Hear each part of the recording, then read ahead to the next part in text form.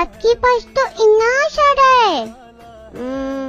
एक काम करता हूँ, आप अपने बेटे के बिना तो खाओगी नहीं ना, तो मैं ये गन्नू जी को दे देता हूँ। गन्नू जी देखो, मैं आपके लिए हलवा चना लाया हूँ। माँ को भोग नहीं लगाया? उन्होंने ही भेजा है कि जाओ मेरे बेटे को खिलाओ। मैं बहुत खुश हूँ तुमसे। अच्छा कोई बात नहीं, आज माँ का दिन है ना, तुम ये सानू को दे दो।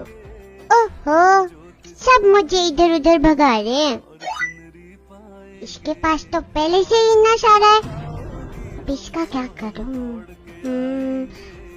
मैं ही खा लेता हूँ, वैसे भी इतना भाग भाग के पेट खाली हो गया मेरा।